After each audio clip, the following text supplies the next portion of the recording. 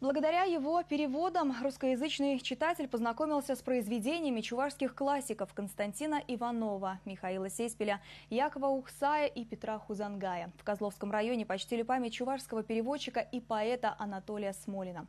В апреле ему исполнилось бы 60 лет.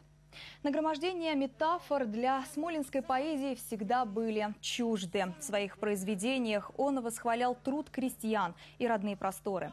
На стихи Анатолия Смолина сложено немало песен. За значительный вклад в развитие чувашской культуры он удостоен многочисленных наград и премий. Анатолий Смолин – автор 21 сборника поэзии и прозы на чувашском и русском языках. В родном краю талантливого земляка помнят и чтят. Вот уже 5-й год здесь проходят смолинские чтения. В них участвуют и взрослые, и дети. Конкурсанты тщательно готовят номера, выбирают костюмы, придумывают сценки.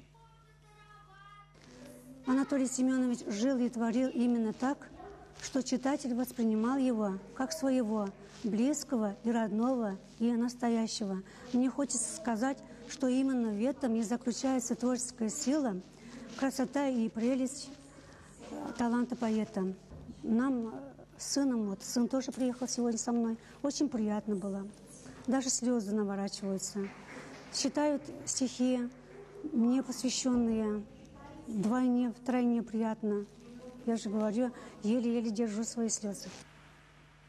Друзья и родные Анатолия Смолина посетили его родную деревню Семенчино. Недавно здесь одну из улиц назвали в честь чувашского поэта. А на доме, где провел свое детство, Анатолий Семенович установили мемориальную доску. В сельском клубе местные артисты подготовили для гостей концерт. Читали произведения Смолина и пели песни на его стихи. Родные и близкие выразили благодарность тем, кто принял участие в проведении памятного вечера. И пообещали, что такие встречи будут традиционными.